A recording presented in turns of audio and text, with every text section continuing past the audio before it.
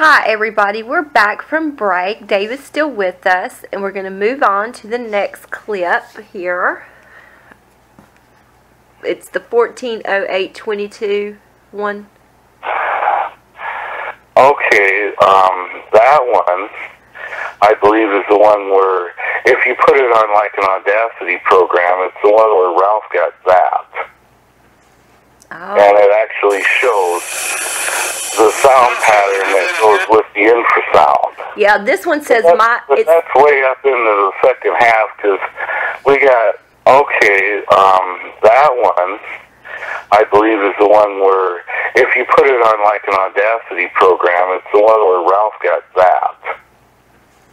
Oh. And it actually shows the sound pattern that goes with the infrasound. Yeah, this one says that's way up into the second half because you get about halfway through the recording and that's where we actually observed the females eating what we put out for them. It was shortly after sunset. Okay. And that would have been in August. Alright, let me see. This actually on it, when I downloaded it, it says my recording. Is that the one with Ralph? Could be, yeah. It's 18, the whole total play is 18 minutes, 15 seconds. Yeah, that was the one. Well, in the beginning, we're walking out past the barn to leave something, and we see a giant spider and whatnot, and the first half we're kind of just going out there and then doing a typical gifting to them, and I call out to them, and I bang on the barn, and then we come back towards the house, and it pretty much shows just how fast they're into the stuff that I left out for them. And within the time it took to walk from the post out by the barn where I left a coffee can for an offering, by the time I got to the fence where the dog pen is in the backyard, well, the fenced-in part of the backyard, they were into it already. There were two of them there, and they were joined by a third. Oh, okay. And they didn't, it was really cool because they set the coffee can down from the ground, and there was no squabbling, no nothing, they just shared. There was the two adults with the young female in between the two of them, and they just take turns reaching into the coffee can and taking what was in there and eating it. And no squabbling at all. Oh, well, good. Where, like, for example, an ape, one of them would have just grabbed it and run off with it and said, the heck with the other one. Right. But it wasn't like that at all. I mean, they shared everything equally with no squabbling at all, which was pretty neat. Oh, okay. Let's see. I'm going to go ahead and play it, and we'll see what we get. A little bit of activity to the east. It's just about dark. Letting out some trash, some goodies for the girls. Yeah, you're saying that you're going to go take the trash out and put some goodies out for the girls. Yeah, and that's what we did. Now, is there anywhere I should go on this one? Well, I mean, that one gives an example of the infrasound, and that's about halfway through. But you'd almost want to use like an Audacity sound program when you're looking at it, because then it shows the graph, and it shows how the sound changes, where you've got your typical up and down pattern, and then it goes to where there's a steady pattern, almost bullet shaped. Okay, so do you actually hear... About the halfway mark. Do you actually hear anything on the audio, or do you just see it when you play it? Not really. That one's just pretty much, a typical feeding and whatnot. So, I mean, put it as such, but I think we should move on to a different clip. Okay. All right. But that one does give an example. That is an actual recorded with the infrasound when Ralph got hit with it. Okay. Which is a pretty rare thing to actually have recorded. Right. Well, and maybe when we, put it on there, then everybody can go and they can download it. Because I'd recommend using the Audacity sound program to check it out. Okay. Okay, well, what about the one that's 141023? That might be males howling. Okay, well, let's look at it. Either that or it's got them making some pretty good calls. Okay. This one is 12:25. I think you're right. It's 12 minutes, 25 seconds.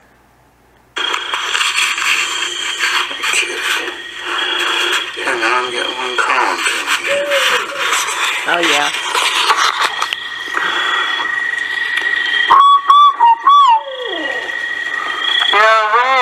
Going back to Yeah, no. my call that I Get on my cigarette. find myself to that.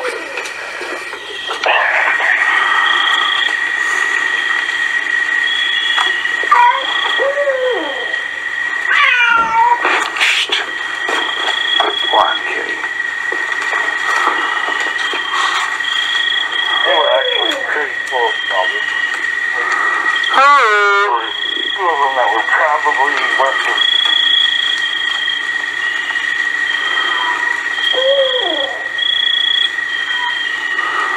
Hello?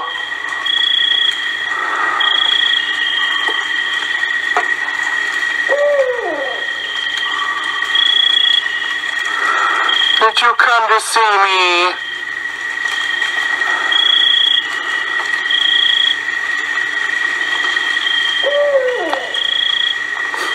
Yeah, you.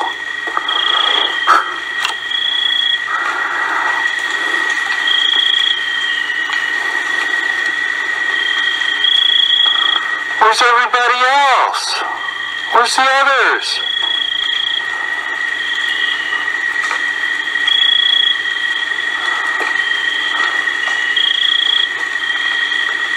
I gotta wonder how they do that with their voice.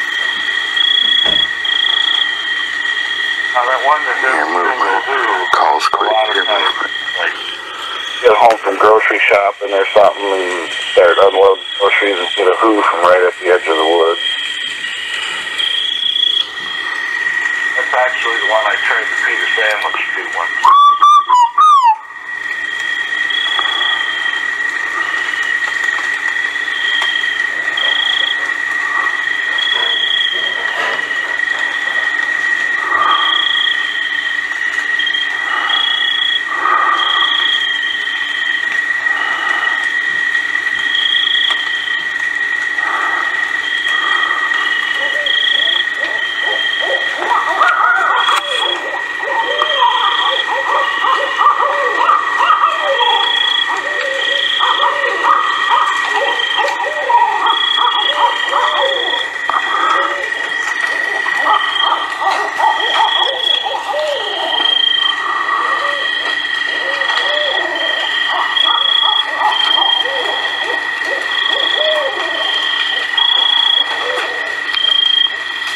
Okay, everybody. I'm gonna go back and let y'all hear that. It started at like 2:32 is when all those calls start, and that's just wild. Wild. Yeah, welcome to the jungle. Yeah, it sounds like you're in the jungle. It sounds like you're living with apes. Yeah, it is. Now, I don't know if that's a language or what he's trying to say. I wish I could.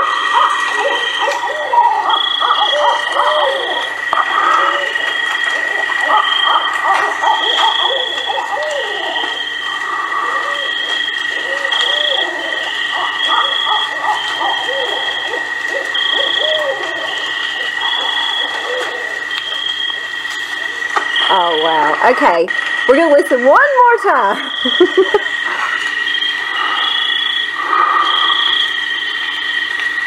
It's at 2:30, people right around there. Y'all want to skip to it when I put it up.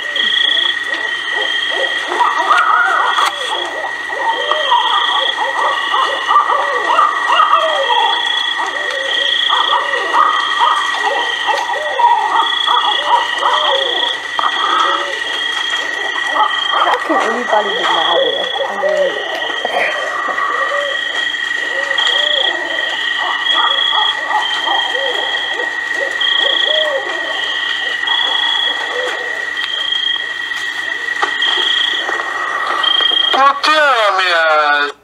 Okay, I'm gonna still sit here and talk to you. I'm telling you what, that I don't know how anybody can deny that these creatures exist when you hear that, because you live in the middle of nowhere, and it sounds like you have a bunch of monkeys or something living in your backyard.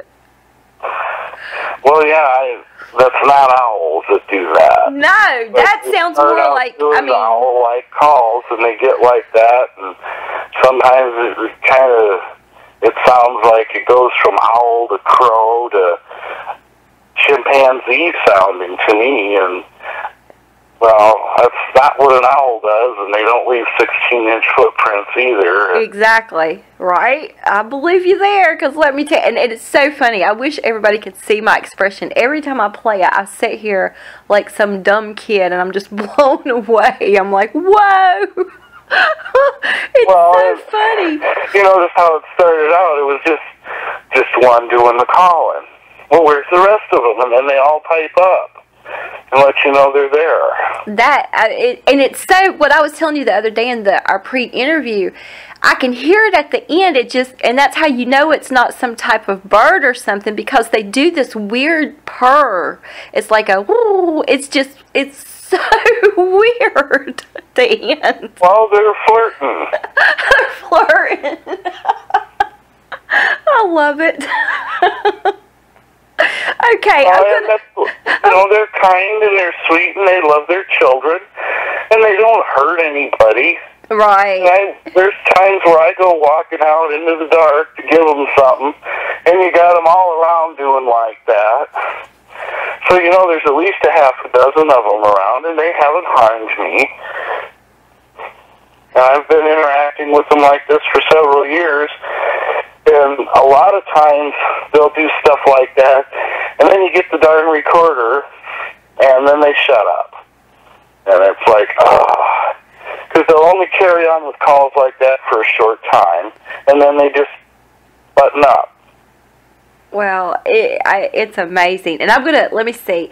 Now, is this the one where the males are at? Because when I heard them, I got like this weird, I was like, oh, to me, it's like this, it's eerie because it's so much deeper and it's so, I don't know, sad almost. Because I'm like, why do they sound so sad?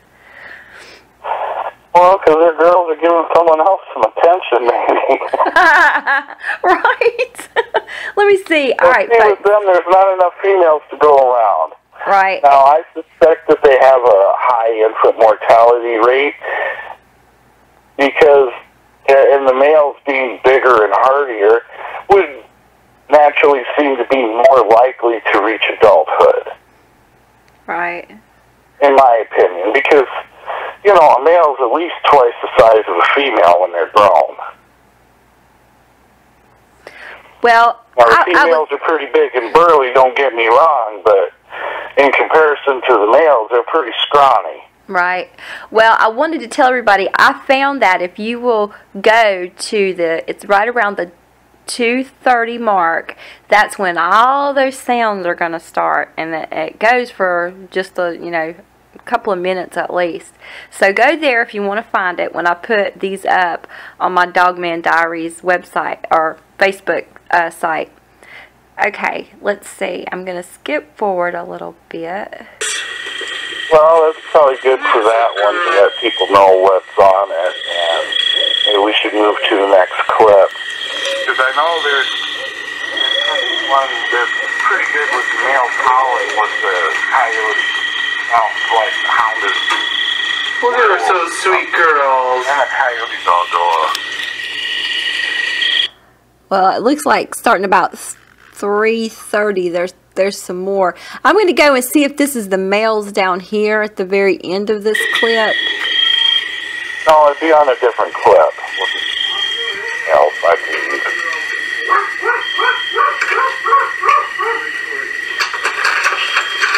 Yeah, I know.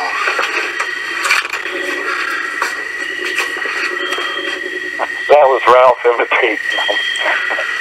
Did them go get it? Okay, let's see. So that, okay, yeah, that was the one that went to 1225, but they'll hear that. And then, let me go back. Now, there's the real long one, too. Now, the real long ones where I missed the birth of the baby, but you can hear the baby cry. That would have been April 20th, I believe, or April 22nd, one of the two. That's about 45 minutes long, where I just set the recorder out on the rail of the deck and just let it go. And then when I went out, they were moving off. But that's the most vocal I've ever heard them, is on that long recording. All right, everybody, we're going to take one more break, and I'll be right back. We'll be back in a moment. Thanks. Hi, everybody. We're back. We're still here with Dave, and we're getting ready to move on to the next sound clip. This next sound clip is labeled 0704. Well, it's actually 140704. He's dated them, so I'm like reading it backwards, but the actual sound file, it'll read 140704. It's in the morning on the 4th of July. And the females were doing their owl calls, but then there was also something different. And if you listen to the dove call, I believe it's a mimic. Because unlike a standard morning dove call, the lead part of the call is missing. And when you listen to it, it's not so different from the owl-like calls.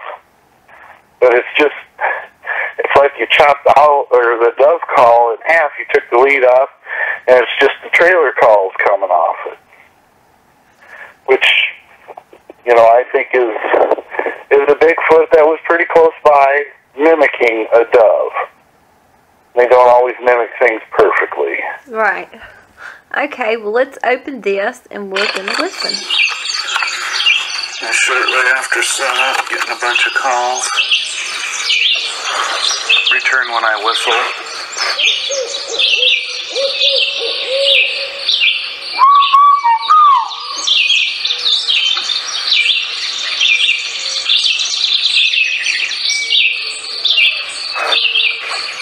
Where's my girl?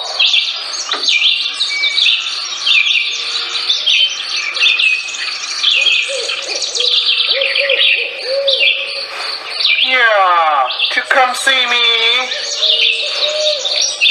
There's a second one.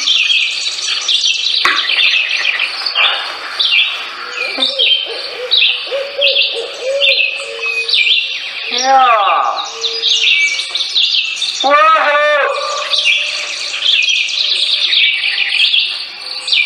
Kind of let one there.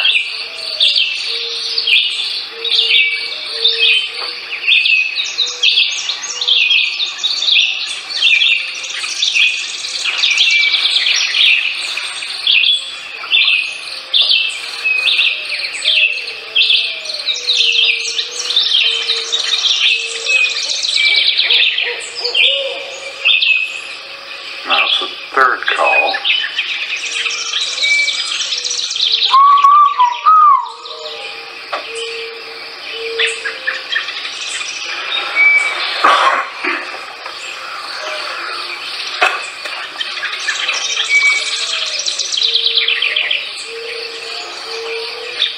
Where's my naked hairy girl?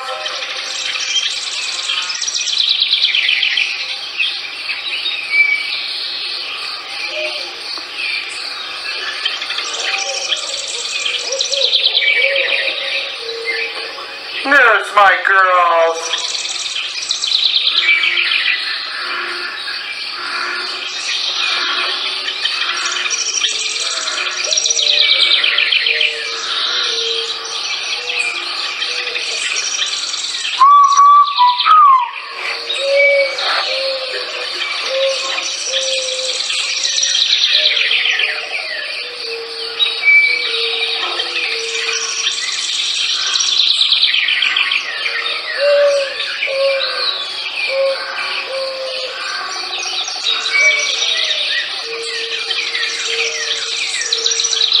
Hear a lot of mourning dove sounds. Not sure if all of them are. Like that one.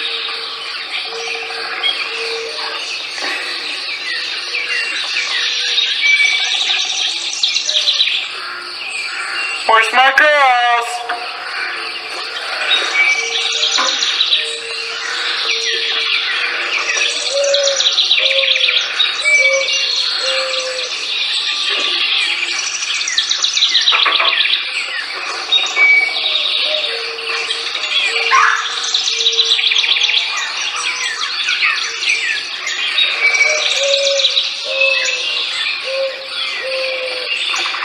I think that might be a Squatch doing that.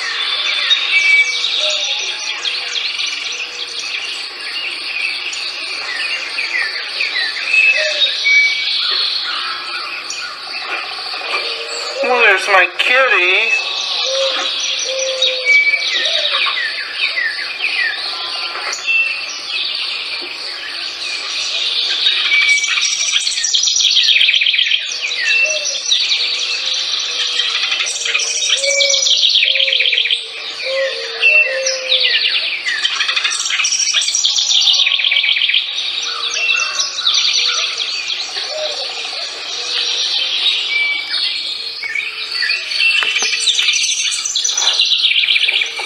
Okay, everybody, that pretty much, that whole thing is like that. When it starts, it really just starts from the very beginning. But I'm not as good as you, but I think I can, especially in the beginning, Dave, I think I can hear the difference, what you're talking about. It just, there's something that's different about that. Because when it does their call, they kind of do this strong, woo, woo, and then they get the trailing call that goes, woo, woo, woo, woo.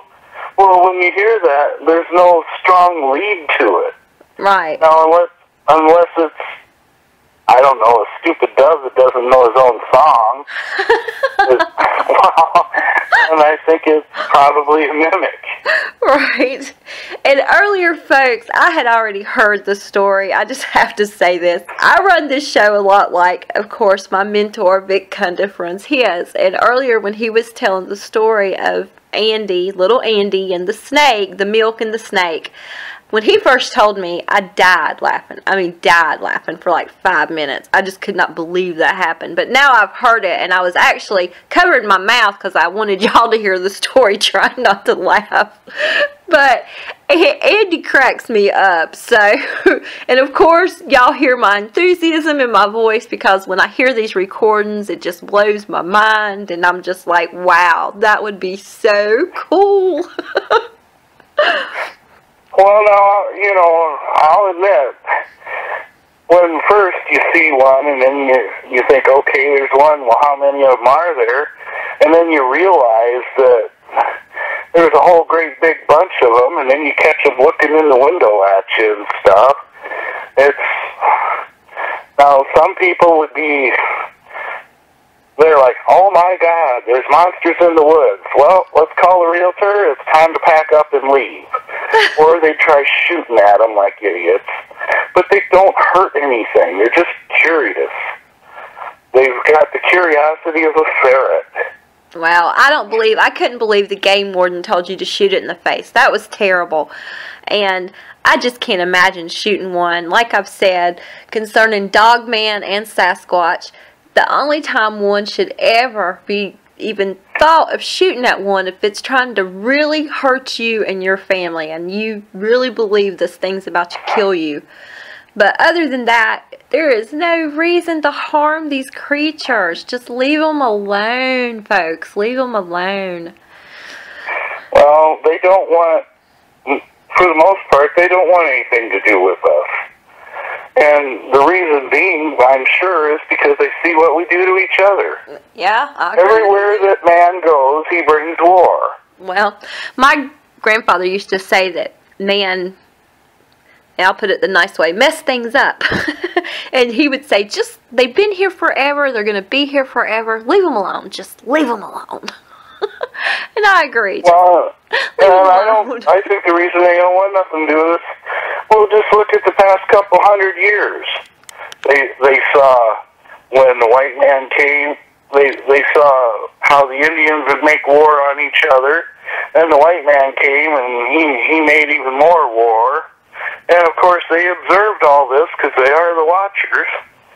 then you had the War of Independence, and then you had the British invasion of 1812 and the Spanish-American War, and oh, good grief, just think of the Civil War and what they must have thought of that and all the carnage.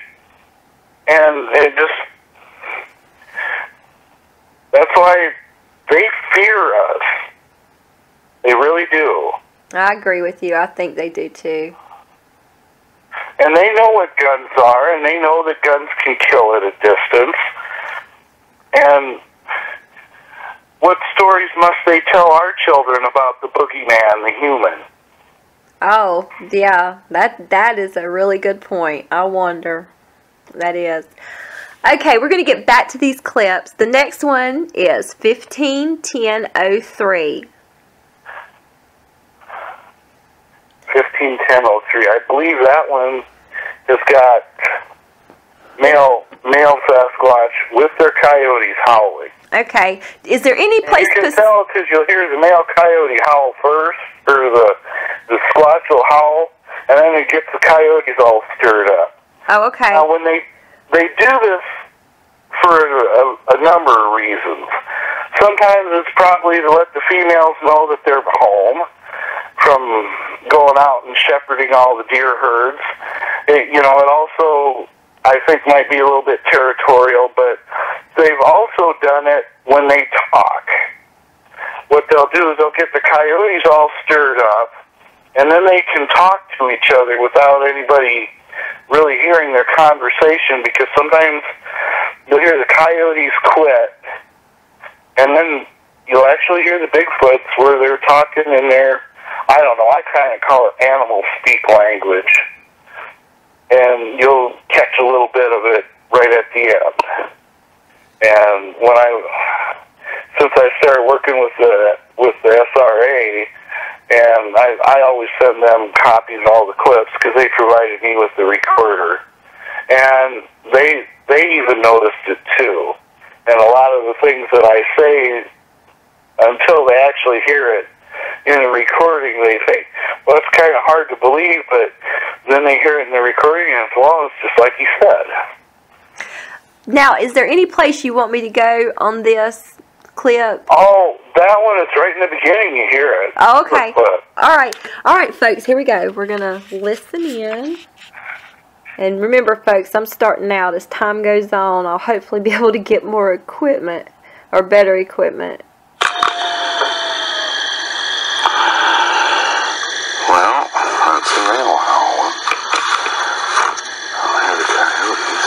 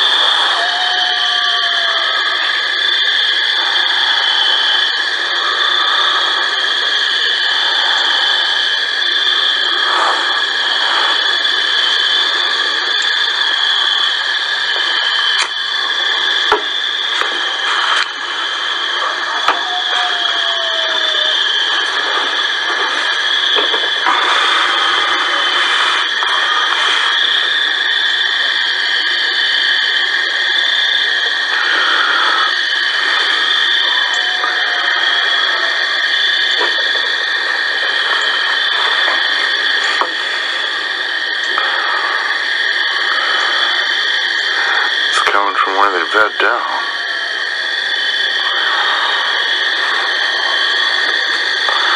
Not a dog.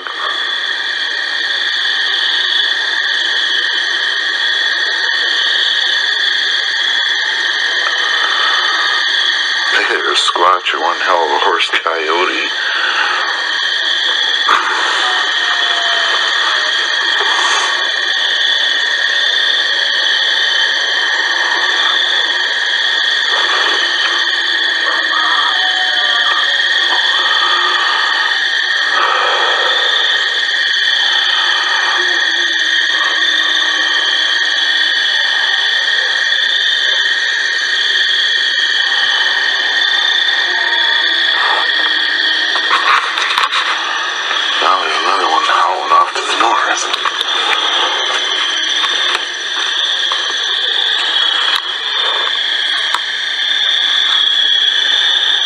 All right, I'm just going to interrupt it for a minute. Now, is it the real deep one? Yeah. Okay, the coyotes are high pitched. Yeah, I can definitely hear their call first, and then like that one that was off to the north was that real low, deep one. Yeah. But the other one, like I said in there, it's either a squatch or a real horse coyote. But it's not. And it's pretty obvious that it's a squatch doing it. But you could hear that, how you get the one that howls like a werewolf or Hound of the Baskervilles or whatever you want to say, and then the coyotes start up. Well, that is very... Start up like that. Now, with 6 of those adult males and coyotes, the one night when they were all doing it was something to hear. And just like the one time when Chris and Andy came here, and they decided to walk down to the dead end road where the old abandoned house was, and they both got zapped with the infrasound. And Andy almost did a nosedive on the gravel road because it almost knocked him unconscious. And Chris said that he felt, kind of like a bass vibration in his ear, but he wasn't affected by it like Andy was. And then when they got up to the house, I've never heard so many coyotes going off all at once. It was just unreal. And I go, well, now you really ticked them off, didn't you? Well, even those guys had never heard coyotes like that before, and they've been into the Bigfoot investigation stuff since they were teenagers, and those guys are mid-40s.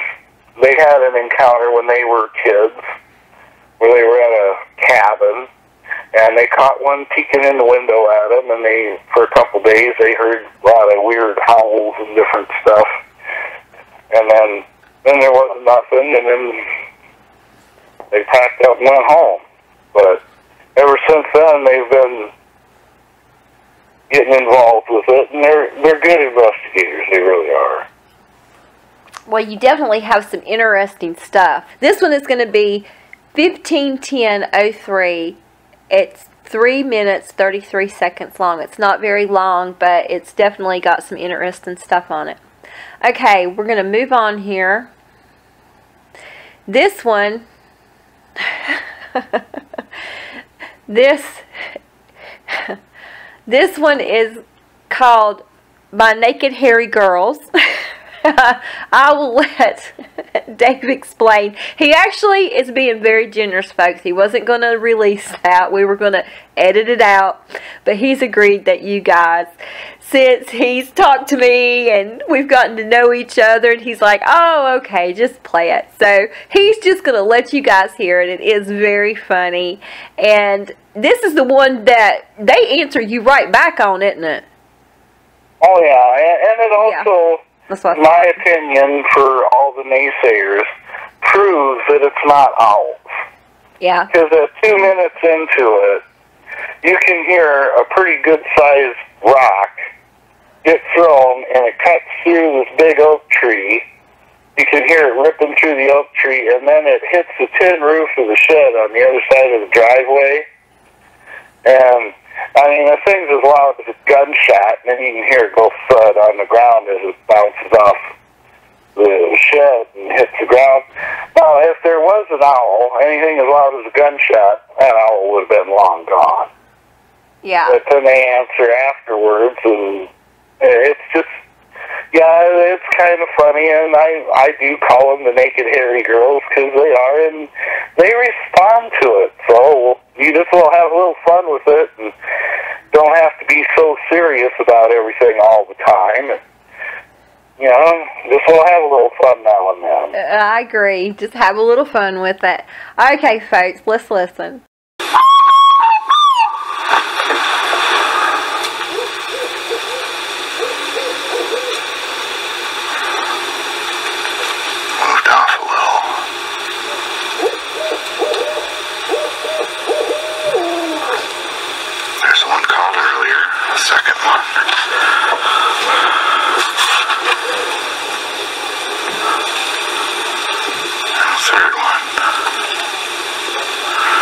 Where's my naked hairy girls?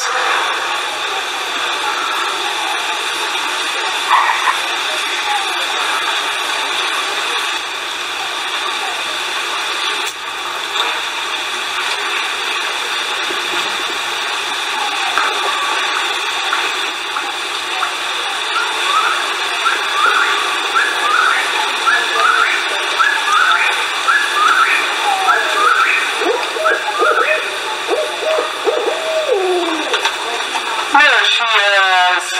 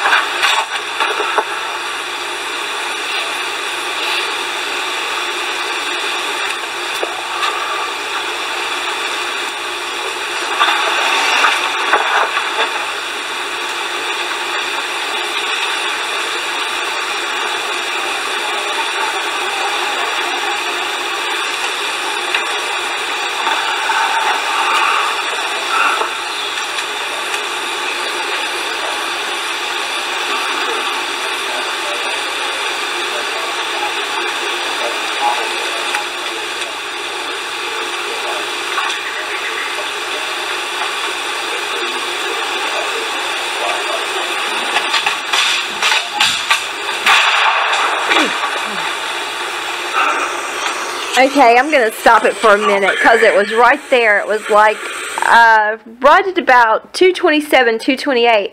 You hear that sound. That's the rock he was talking about getting thrown. And that was loud. I swear that sounds like a gunshot. But yeah, it was loud. There's no denying a rock got thrown. Well, I'd say it was probably like a fist-sized rock, would be my guess. Now, why do you think they threw that rock?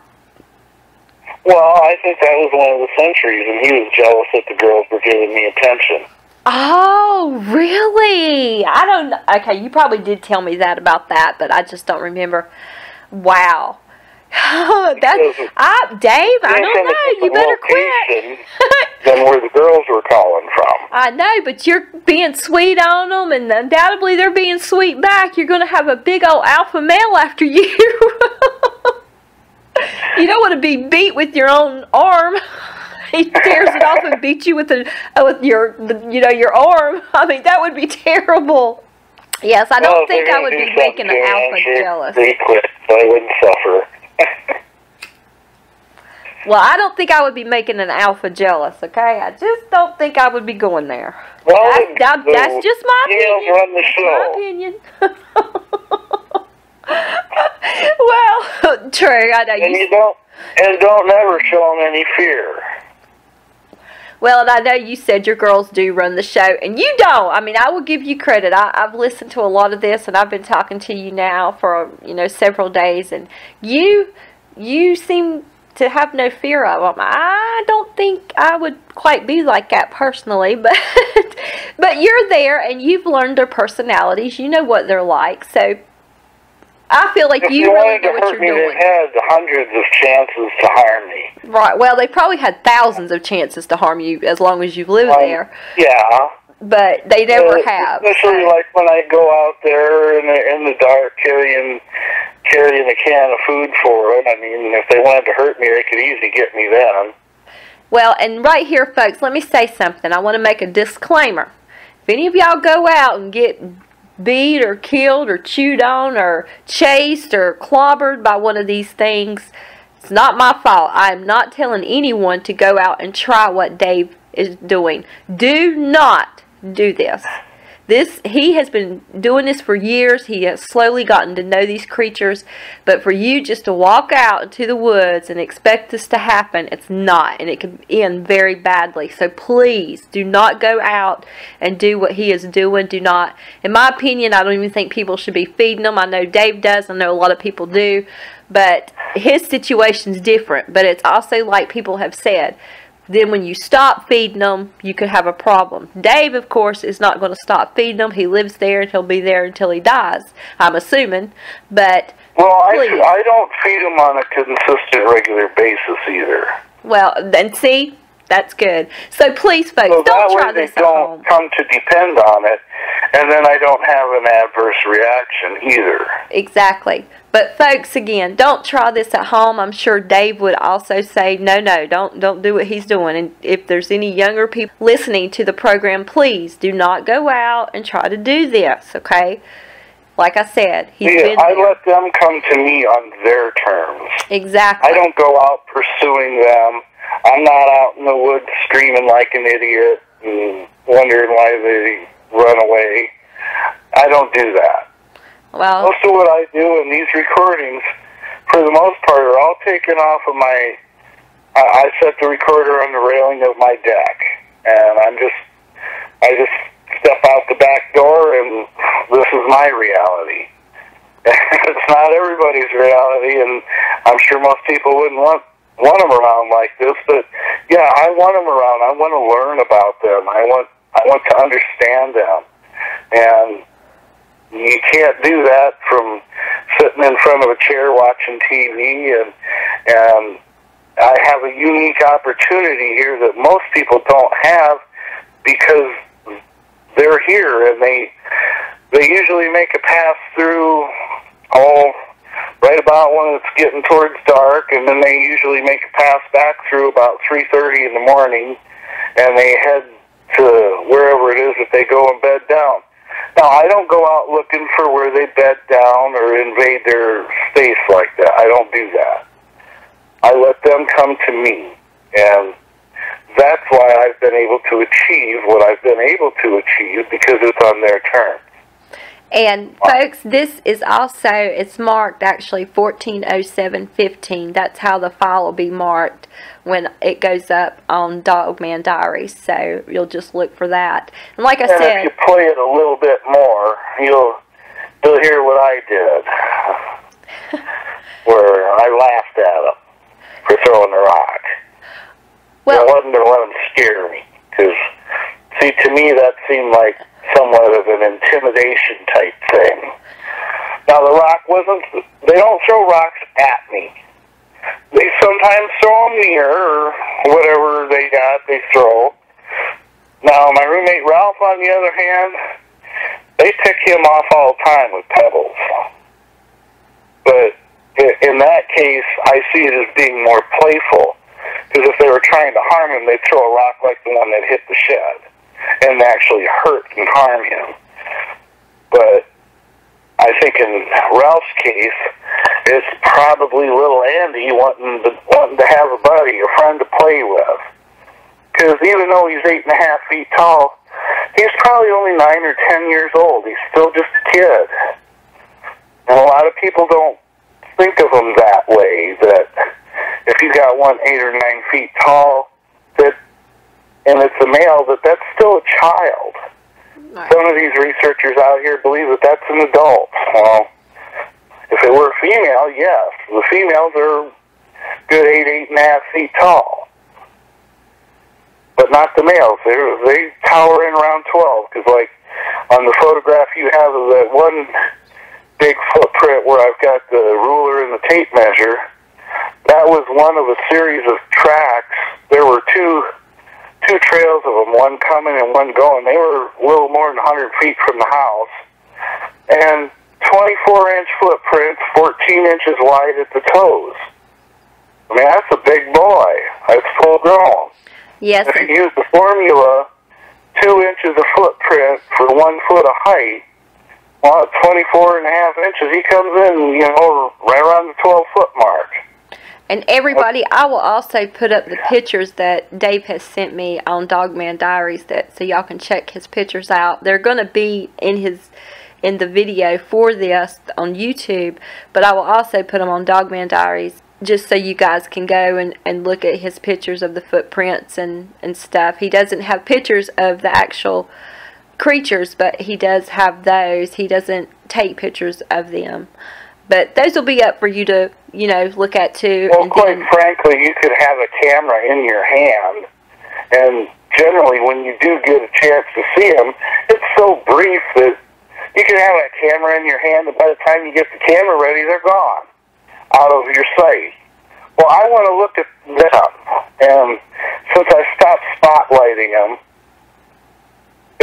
there were times where if I had a video camera when I spotlighted them, I could have had some fantastic footage, but I don't have a video camera. I've got one ordered finally, though. We'll see what happens. You never know, maybe I can get some, but they don't seem, for whatever reason, they don't want their picture taken, but they do seem to tolerate the recording. Well, Dave, if you get some good video, you be sure to call me up. Well, I get some good video. You'll probably want to come out here and check it out for yourself. Well, now, you've already invited me out. I'm probably going to take you up on that now. I want to come see myself. But, no, nobody's going with me. If I go with somebody, I'll take one person with me, and it'll probably be my son or daughter. Or one of my best friends. Is, probably the best time to be here is when the leaves are off the trees, either like right before deer season or in the spring. I would think that too, that would probably be a good, a better time to see them. Well, you're going to have your best vision then, because like now, you get by a tree, you're lucky if you can see 20 feet into the forest. Now, when the trees are dropped, you can see a couple 100 yards into the forest. Big difference. Right. Well, like I said, you do get some footage. I definitely want you to give me a call. And everybody, I had put this up and on there saying that this would be the first time that these were released, and then Dave said no, he had actually given them to some people. But I have found out this is the first time that these are being released on YouTube. So all of these sounds and the things that y'all are getting to see, no one on YouTube, he has not been on any other YouTube program. So this is the first time that this is being heard for really and truly, I guess, the world. But yeah, for a complete release to the world. Well, yeah, to the public. And part of it is I wouldn't want a headhunter to use my stuff to lure one in and kill it. Well, Lord, gosh, now you got me nervous. I pray nobody would do that. Please don't. Please, Lord, don't let that happen. Please, nobody use these in a way that should not be used. That I would feel horrible if I ever found out someone did that. Like I said, that's why I have not. That's why the people that I've released this stuff to has been a pretty tight group. People I feel I can trust that aren't going to use it in that sort of manner. And I've even sent these recordings to a friend I made who's in Australia who goes out and deals with Yowie. Oh, wow. Their version of Bigfoot. That's neat. And I told him like that one where I missed the birth of the baby, that I told him, I said, well, you should take that and play that one out there. I said, you want to draw in the Yahweh? I said, if he hears a bunch of... I said, we might not be able to understand it, but maybe he might understand it and be able to hear it and hear a bunch of girls in his territory. Well, he's going to come check that out. And he seemed to think that was a good idea. He was going to give it a try. Well, I agree. That might be a good idea. Okay, I'm gonna go ahead and play the rest of this because it is so short. So this is gonna be coming back right after that was thrown. So listen in. Throwing shit.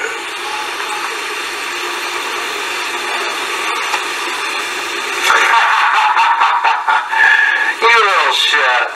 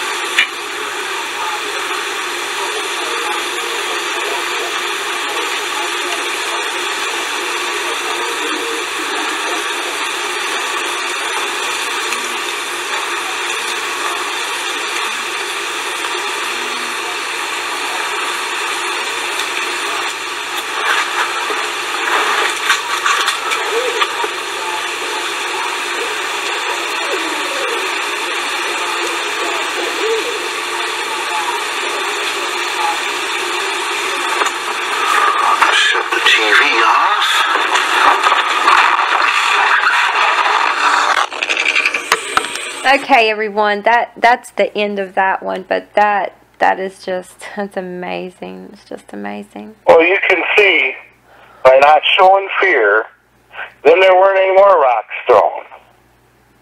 Laugh at them like, yeah, you ain't so bad. Because they get the mentality where, you know, if you act all freaked out and stuff, well, then it emboldens them. Right. If they think you're scared, they're going to capitalize on it, and they'll scare you and try and bully you. Just like a schoolyard bully, it's the same difference. Okay. And by not showing them any fear like that, well, you saw how the females reacted. Or I guess you could hear how the females reacted. Right. They were impressed by that because they saw that as being brave, standing up to them, and not being scared. Well, it is amazing. But we're going to move on at this point. And the next one I'm going to do, I'm going to play a little bit, but you guys are going to have to go because it's pretty long. And but if you listen to it like I did, you will hear everything that Dave's getting ready to explain about this particular clip. This one is the 140501.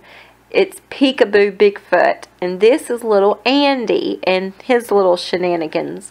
But can you go ahead and explain to us, Dave, what we're about to hear? Okay.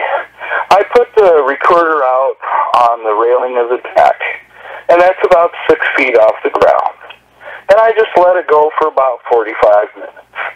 And that's about how long this is. And in the beginning, you can hear him jump the fence into the backyard, and you can hear him moving around, and there gets to a point where you can hear him walk past the recorder and actually hear him breathing. And then you kind of got to skip up to around 19 or 20 minutes, because what he's doing is he's over there peeking in the window that's right behind me when I sit at the computer. And if you listen to it long enough, you can hear him pee a couple times even. Because he pees 3 times, but he doesn't pee a whole lot at a time. And the reason, he doesn't have to hold it. He's not like a person where, with us, we got to hold it till we get to the bathroom. Well, if they got to go, they just go. Now, the following morning, the dogs were really sniffing around, kind of by the corner of the pen where the garage is, and then right by the window over there. And they were really giving it a good sniff, and of course they had the pee there too to cover it up. But that's where he had been. And that's how I knew he had been there. And there was some evidence where you find flat spots in the grass, but, you know, where I'm at, the terrain, it's just horrible trying to find anything that you could actually cast and get a good footprint. Right. Because it's either grass, which good luck casting grass, or you get in the woods and everything's got 2-3 inches deep with leaves and twigs and stuff, and that's just like, they step there, it's like stepping on a sponge. Over time, it just bounces back to where it was, and unless you find one that's probably less than an hour old, you're not going to find them. And then if you want to go messing around by the creek, maybe you'll find some. I don't know. But finding them is pretty few and far between, at least here. And finding anything worthy of casting, I mean, there's people out there, they cast all kinds of stuff, but they pull out a piece of plaster and you can't even tell it's a foot sometimes. I mean, I think I have a little higher standard. If I'm going to cast something, I'm going to want to see toes. I'm going to want to see dermals if possible. And if I can't get something like that, I'm not going to waste my time. I'll take a picture of it, but I'm not going to waste my time trying to cast something that's such poor quality. But that's just me. You know, everybody has their own standards of what they want to cast and whatnot. So that's kind of how I feel about it anyway. Because if you're going to put something out there, you want to make sure it's pretty good. And you wouldn't believe how many recordings that I go through, and if the stuff's too faint or it's not that good, I just delete it, get rid of it. I've done that with a lot of hundreds of hours of stuff. But I go out usually several times a night out on the deck, and take the dogs out and whatnot, and while they're doing their thing, I'm listening to see what's going on. And if there's something going on, well, then I get the recorder and see what I can get.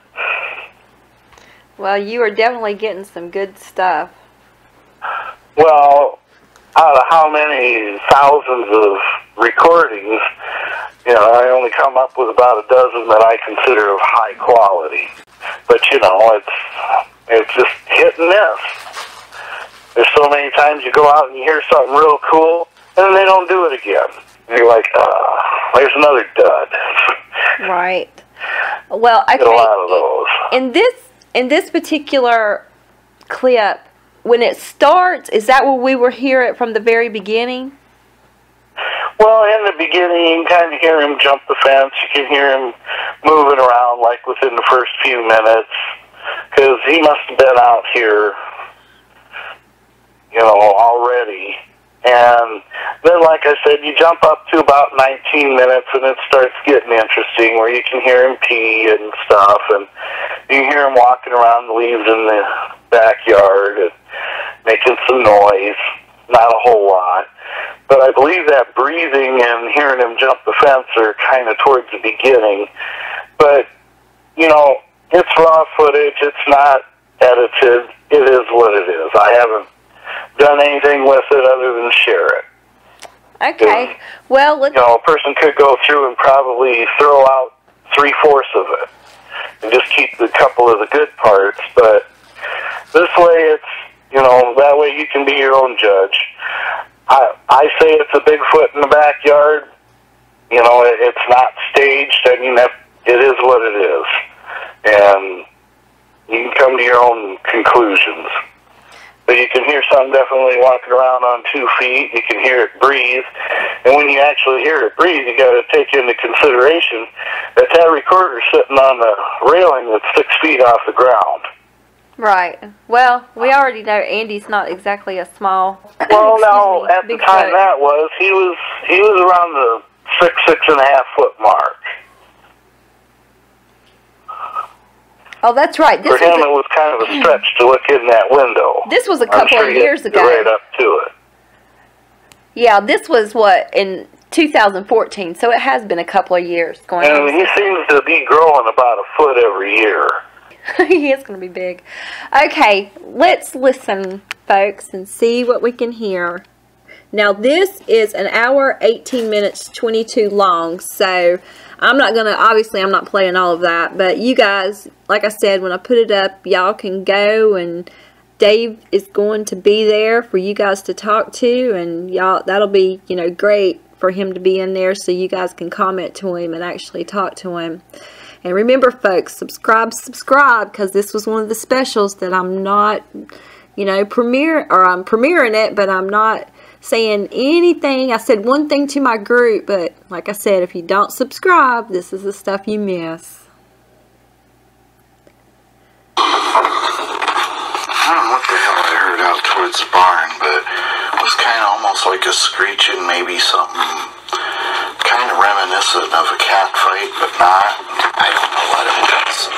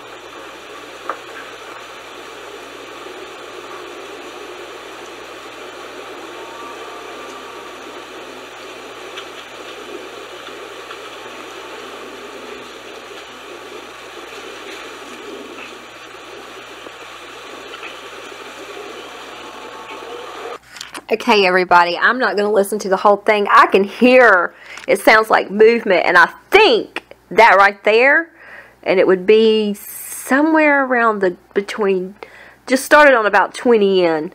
I think that's when he first breathes into it. Is it? It sounded like to me breathing.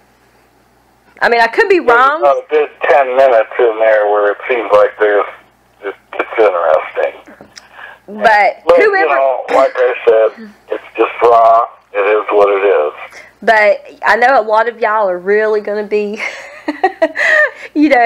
finding things in this that I'll bet money. And it's really good when you do release this stuff sometimes, Dave, because sometimes the public can find things that you might have overlooked. So you never know, because they really start examining it. So I think, this will be helpful, especially with my group, because I'm very particular about who, of course, as you know, Dogman Diaries is a closed group.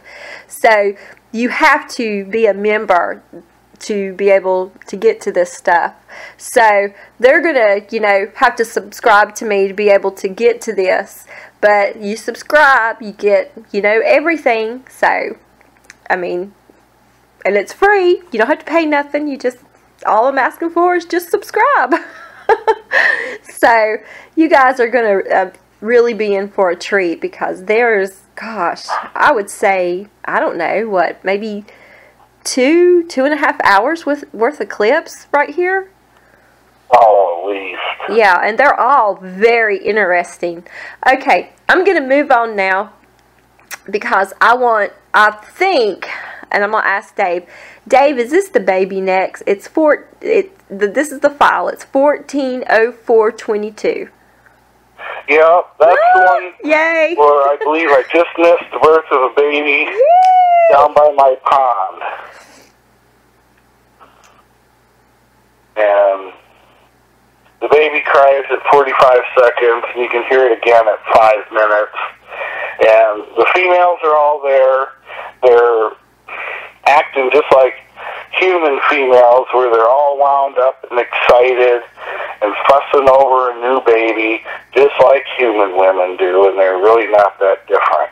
Now, guys, language is different, but the behavior is the same, and you can hear walking in the edge of the woods the sentries, and they seem kind of nervous because the females are, really making lots of noise, and I've never ever heard them that vocal before or since. And guys, most vocal I've ever heard them.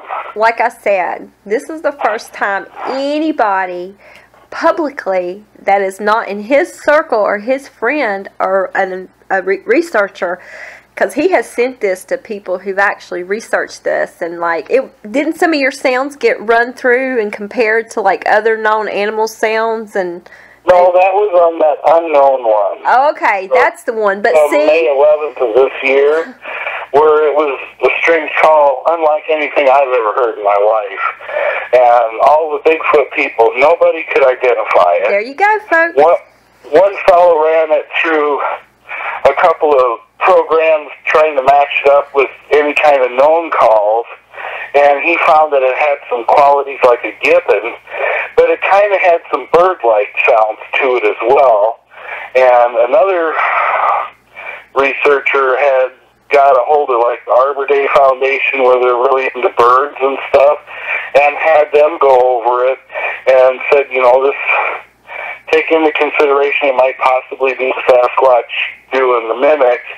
And he said to them, what do you think? And they come up with, it had sounds very much like a nighthawk or goatsucker bird, which is the largest species of swallow.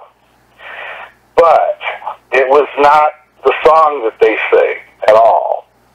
So they said that was the closest thing they could come up with. And these are people who are experts in their field. And so you got qualities of a gibbon, you got it sounds like a bird, but it's not the bird song. So what kind of bird doesn't sing its own song? Well, like I said, So that's folks, why it was a mimic, you heard it as far as first I'm here. concerned, I believe. And you could hear a couple times in there the owl-like calls of the females. And they were spread out, and this was spaced out pretty much just straight east of my house along the dead-end road. And it wasn't that far away, maybe 100 yards or a little better. But I think it was a juvenile, one of the kids, probably bored, mimicking something that it heard, doing its version. Dave, you faded out there for a minute.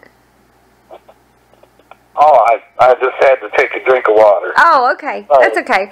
All right, folks, we're going to listen, and it literally, as soon as I start this, you're going to hear them. And I can hear it. I could even hear the baby because the baby is just so different. You can tell it's something little. But, of course, I don't know how little Bigfoot babies are, but I'd say they're still small, but they're still pretty darn big. I wouldn't want to give birth to one. But here, folks, let's take a listen.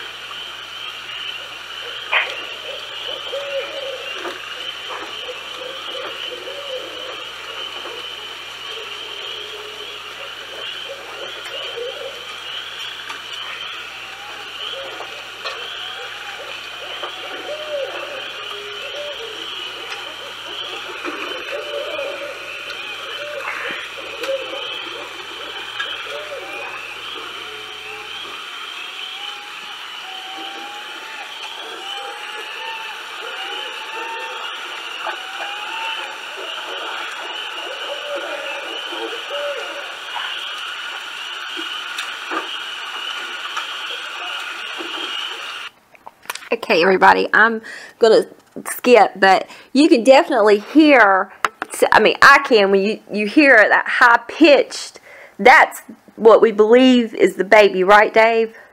Yeah.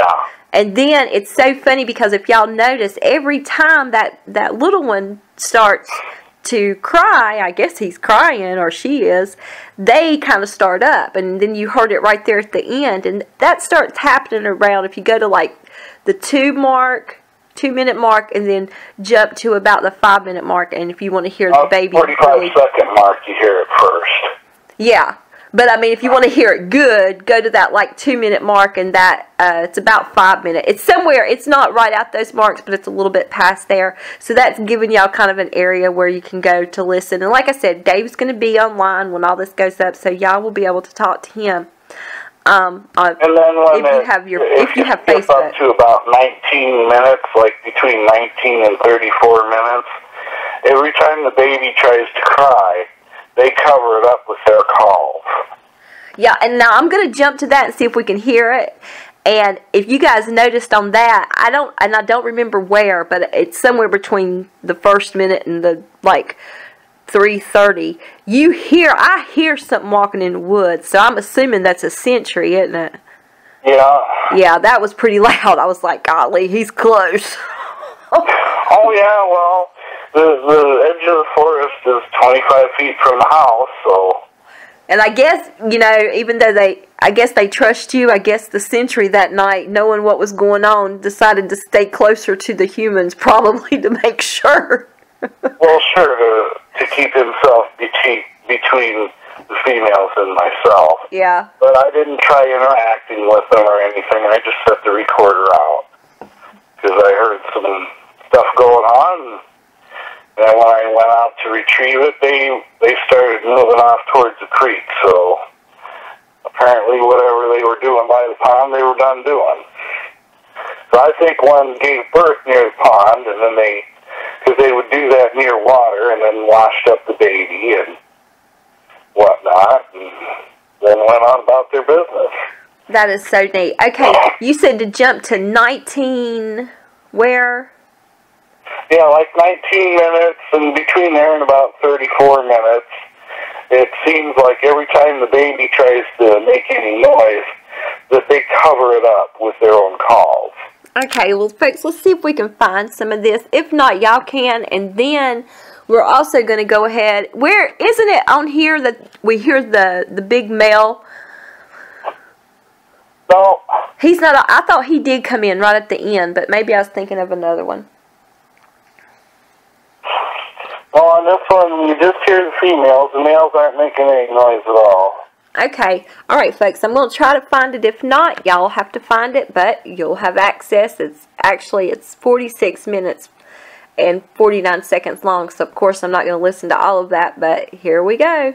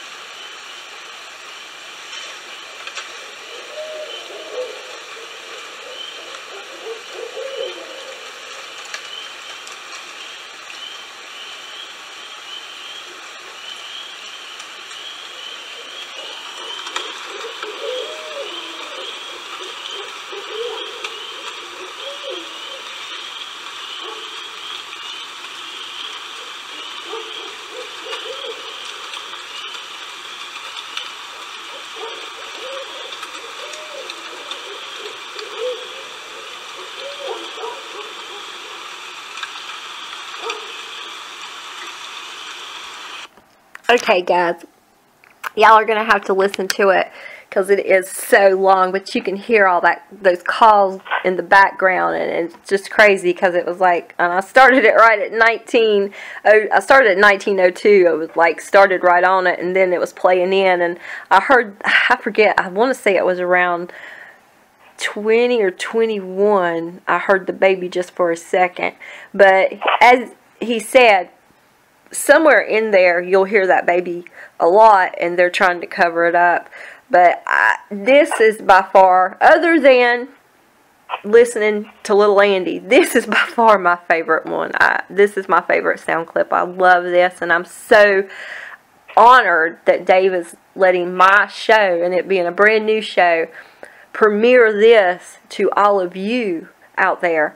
So I just feel so blessed, and I just want to say thank you so much, Dave. I mean, this is super exciting stuff. I think I produce some of the best recordings out there. As far as what I've heard a lot of other people produce and try and say it's this or that, I think my stuff blows most of the competition out of the water. But I'm pretty picky on what I call evidence. And now I've gotten a lot of ridicule in the past to where you get these city dwellers that say, well, that's just owls. Well, okay, that's what you want to believe. All right, go ahead. I've even been invited to get into a group, and I went to share some of that. And one of their people, who was from England, get this, said, oh, I can explain all that away. It's just natural wildlife. And I'm like, really? And I said to the woman, well, why do you invite me to a group if the people who are your administrators are just going to treat me like that? So that kind of turned me off from sharing a lot of it because, there's a lot of people out there that have never had this kind of an experience, and there's even your so-called Bigfoot experts that go, oh, it's just owls. Well, you don't know. You weren't here, and owls don't leave 16-inch footprints. Well, to me, I mean, I was raised in the country. I do know what things sound like. And they do sound similar, but you can still, there's just, especially like for me, some of the beginnings, and then sometimes it's just the tone and the pitch and the depth. It just sounds different. And just like, for me, it was that cooing, that it just throws me off. The trill they get on the end, yeah. Yeah, and then, some of it does sound like they're primates. And I'm like, well, we don't have primates, running around the woods of Missouri here in America that I know of. So, I don't understand how anybody could say, not unless, you have, I don't know, a group of people out there, Dave, that you got living on your property and they're acting like primates or something. I don't know. I mean, well, and like I would say that's a little excessive. Remind you of a howler monkey or something. Yeah, I mean, that's what I'm saying. Unless, what I'm saying is I don't think there's any way you're faking this. You would literally have to, it would be insanity what the extremes you would have to go to fake this. So this is not faked, folks. This is the real deal, and I'm putting it out there for you guys to decide whether y'all believe it or not. I personally absolutely believe it, and I am, like I said, I don't know a lot about Sasquatch, but I have listened to recordings, and I think these are fantastic compared to what's out there. I'm thrilled that I get to introduce everyone to Dave, and that he's allowed me to share all of this with you, because this is exciting. I don't see how you can't say this is exciting. This is very exciting. And like I said, Dave, I really and truly appreciate you coming on. And well, you'll have to have me come back because it's fun. I don't mind.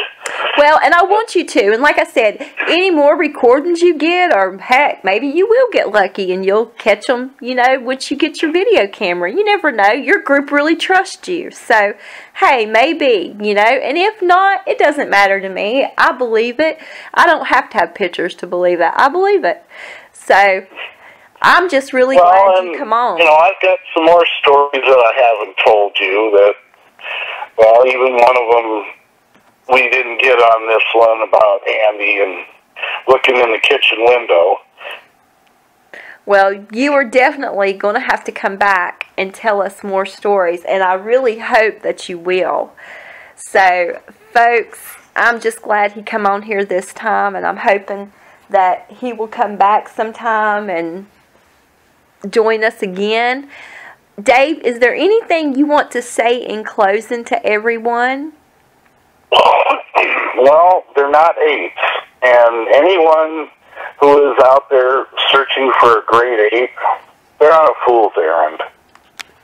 These are, what a Bigfoot is they're of course giants, but it's a man who's perfectly suited to his environment, unlike us. Somewhere along the line, we're the oddball in the primate family. We're the one that doesn't fit. For whatever reason, I'm not even going to speculate, but somewhere along the line we lost all our hair and started wearing hides. They didn't.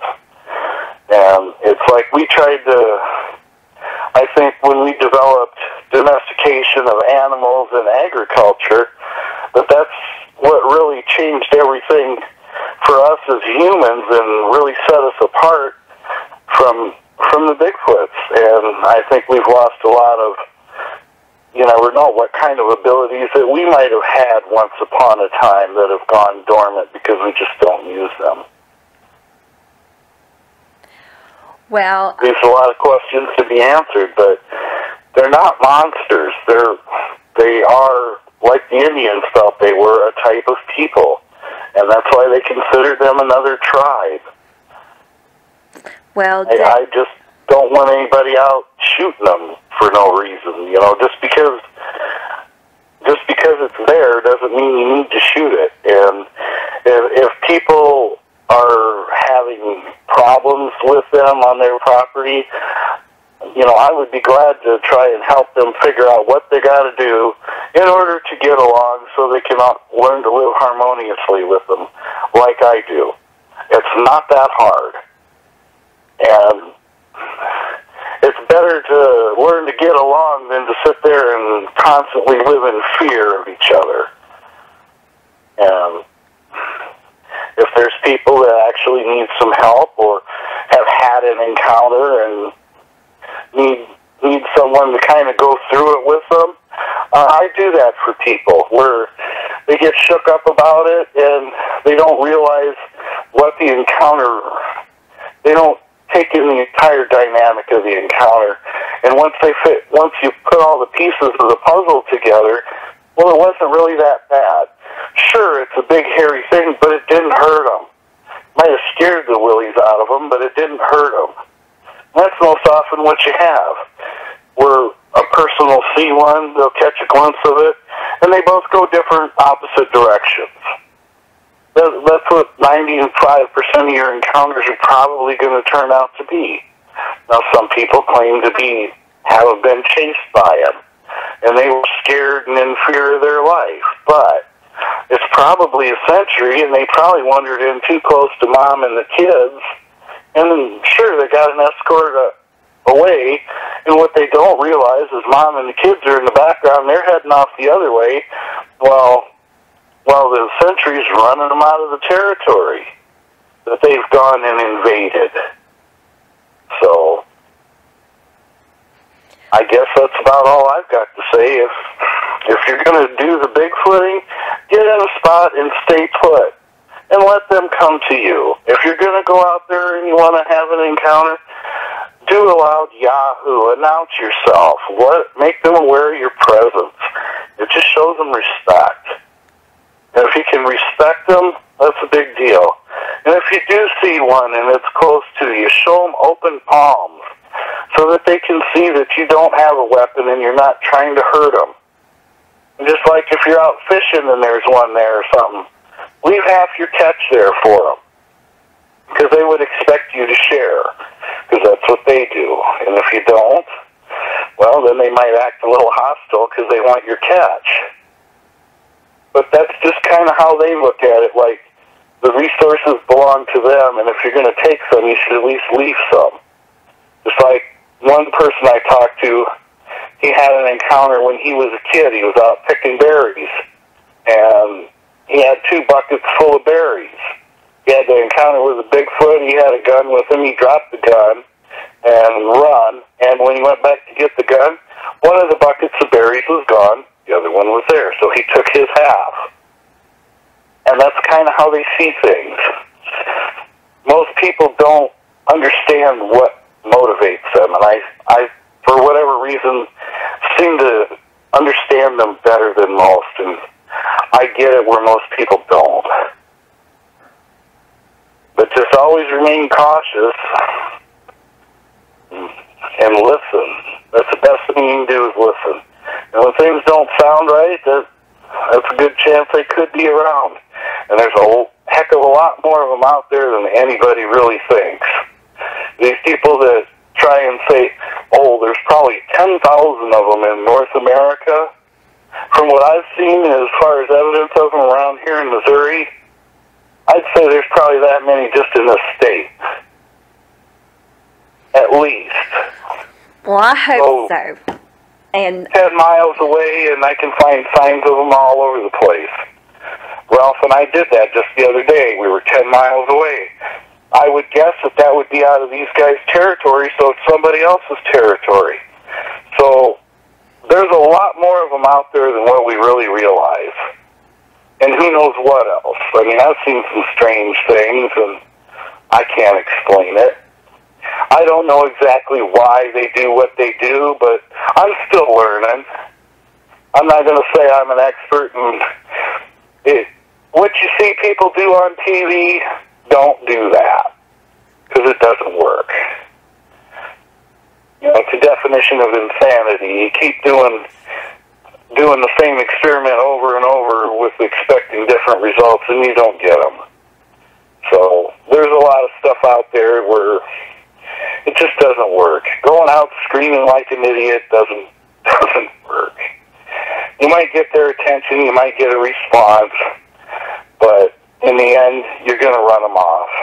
And I don't use any methods of trickery, because just like us, nobody wants to be made a fool out of.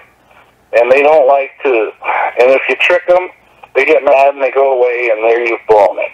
And then they won't want nothing to do with you ever again, because they don't like to be tricked. Now, I don't do wood knocks very often, except to warn them of danger.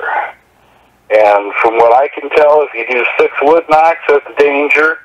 A single wood knock usually means, from what I can tell, an all clear, and other stuff in between probably means there's a human in their territory, and they'll do wood knocks in accordance with the number. Like if there's 2, they'll do 2 wood knocks, or if there's 3 people, they might do 3, something like that. But other than that, I haven't quite got it figured out yet. But don't hear a lot of wood knocks where I'm at. I don't hear rock clacking, and I don't find glyphs. But I do find a lot of other stuff, like the tree arches over trails. You find there are paths in the deep forest where it's big enough you can drive a tractor down there. Everywhere else, it's like jungle. You'll find their paths, you won't find a briar or nothing on them. They're all well manicured and interesting. I find bones all over the place out here from deer and stuff, but, you know, they're usually pretty scattered. And that tells me that somebody took it away from the carcass and was eating them. I don't find teeth marks on them. I found a stone tool. I mean, they use stone tools, so obviously they're not apes, and just because they don't have technology doesn't mean they're stupid. But I'd say they're every bit as smart as we are. In some ways more so. And I believe they're telepathic. From the things that have happened, nothing else makes sense, but scientifically proving it, that's another story. well, there's others out there that claim they can go into stealth mode and turn invisible. I'm not convinced of that, because personally I have not witnessed it. If I were to witness it, well, then I might become a believer. And just like the thing with portals, I don't know how people say they go through portals. Okay, well, how does it work? If they don't have technology, how are they creating a portal to go from here to who knows where, or another dimension or whatever? You would think it would take some form of a highly advanced technology to be able to do this. Now, could they be tapping into some kind of technology from a long-gone civilization that was once here? Maybe. But to think that they can I'm going to will this through my mind, and now I've got a portal that goes through hell to somewhere else, I don't know. That just doesn't seem to make sense, and how would you prove it scientifically? Because if you can't create it, it's pretty tough to prove, and I'm just not convinced of it myself. But there's others that they swear by it. But I think, if you're going to come up with wild claims like that, you need to try and come up with a way of proving it, of duplicating it. Like a portal. If it opens, okay, how does it open? Can you duplicate it? Can you get some kind of instruments and take readings? And, it doesn't seem like anybody really has a whole lot of answers for that. It's just that, they went through a portal. Okay. If you say so. But anyway, that's about what I think on the matter, and I guess we'll call it a wrap. Well, I appreciate you giving, people your thoughts on that in closing, and I think you did give people some good advice, and, everybody has a different opinion and a varied opinion, but I think we should all keep our minds open, because right now nobody's an expert in this field or in the field of dogmen, so we just need to all learn from each other and keep an open mind and, consider what everybody else is saying and doing, even if you don't agree. So I hope that that's what people in the future will at least try to do. But I want to thank you again, Dave, for coming on the show. You have just made my night getting to listen to all of this. And I know that everybody here at Dogman Diaries, all of my listeners, I'm sure that they are thrilled by tonight's account. We've been listening to you now for several days at this point as far as the uploads, and I really do appreciate it. And I also want to say that I appreciate everybody out there who is listening. I'm just overwhelmed by everybody's support, and this has been just phenomenal, always. Well, I think you're going to have a good show, and anytime you ever need a guest, you got my phone number. And I will remember that. And I invite you to come back, so please, please, please come back. I want to thank you again, Dave, for coming on Dogman Diaries and for telling your story. I know that I and all the listeners truly appreciate it. And I want to thank everyone who is listening and who has been listening. And I ask that you come back and please subscribe to Dogman Diaries here on YouTube. I truly appreciate all the support and love everyone has given me and the show. And I know that all of my guests, they also appreciate all the support that you guys are giving them. I want to thank you again, Dave, for coming on Dogman Diaries and for telling your story. I know that I and all the listeners really appreciate it. And I want to thank everyone listening. I truly appreciate your support, and I know that my guests appreciate your support too. As always, if you have a Dogman story, or now a Sasquatch story, that you have heard or experienced, then please contact me, Danielle Steadman, at Attention Danielle, I have a Dogman story, or Attention Danielle, Sasquatch story, dogmandiaries@gmail.com, or on Facebook at Dogman Diaries. Here at Dogman Diaries, we will never judge you or your story. I'm a believer because I'm also a survivor too. And remember, if you're like me and people inquire about why you're so afraid of the dark, simply reply, I'm not afraid of the dark. I'm afraid of what could be lurking in the dark.